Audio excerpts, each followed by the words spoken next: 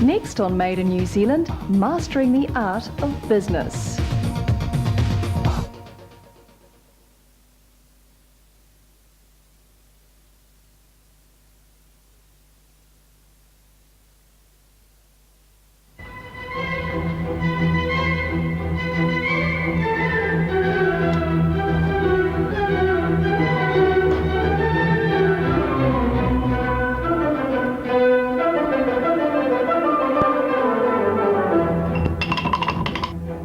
You don't usually associate artists with the business world, but this is a story of one artist who successfully made the transition from canvas to commerce.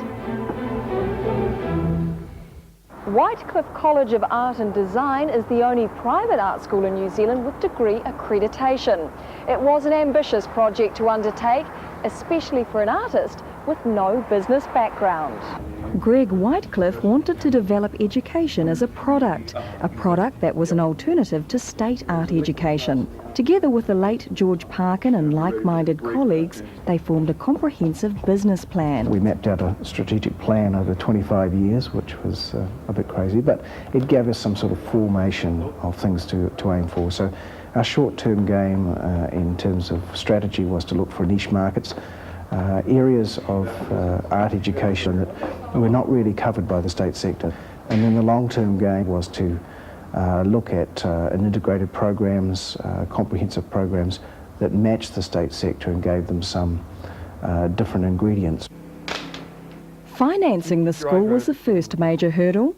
See how much darker it gets, and it also changes the shape of his face that way. Now, Tony, don't move anything. All I want you to do is turn your Sales from Greg's paintings, takings from his gallery, and wife Michelle's savings got them started. To keep overheads down, they employed part-time tutors. Bring your head to your right a little bit.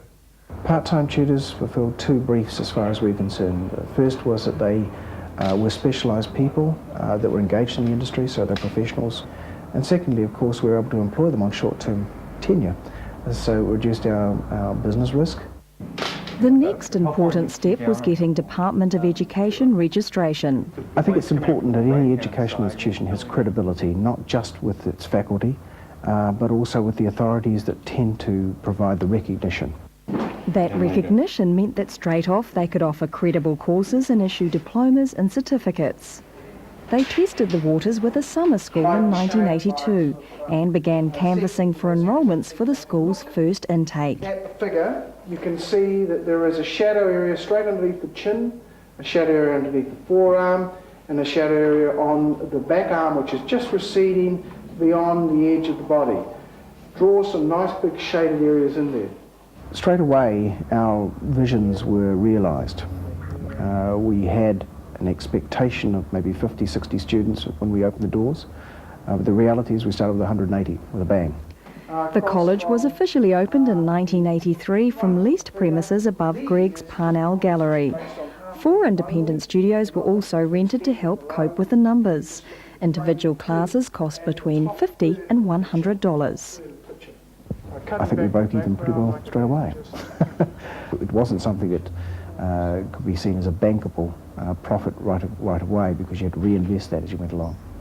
But coordinating schedules and transporting students to and fro became a logistical nightmare as student numbers grew. By 1985, well over 400 students had enrolled for Greg's courses. In the circumstances, developing a more comprehensive full-time program was difficult. They needed one site and found what they were looking for in a vacant theological college.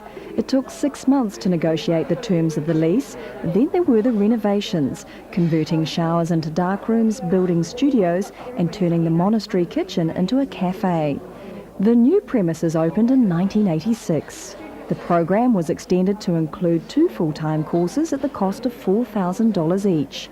Full-time students grew to 50, full-time faculty to 8. Whitecliffe was enjoying a honeymoon period, but it wasn't to last. In 1988, the tone changed. Students criticised the college for employing staff with no teaching capabilities. Some even went as far as to withdraw from the course. Greg acted quickly and dismissed the 2 faculty members involved. both had falsified their teaching credentials. This incident heralded the beginning of a blue period for the college.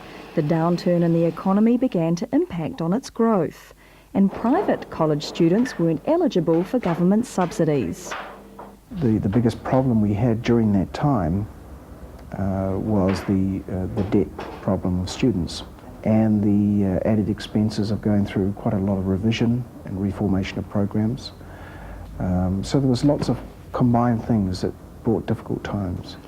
The college was shifting the emphasis from specialised courses to courses comparable to the state sector, a move that was essential for the college if they were to get degree accreditation. Accreditation as a provider is critical. You don't have any credibility in the marketplace without it. Greg was at the forefront of major tertiary education reviews, fighting for the inclusion of the private sector. Then in 1992, a policy shift changed the face of Whitecliffe. Their students became eligible for subsidies. It changed the student body dramatically, and I would say for the better. We were characterised and probably criticised as being a school for rich white kids. In 1993, the college was accredited to award a Bachelor of Fine Arts degree.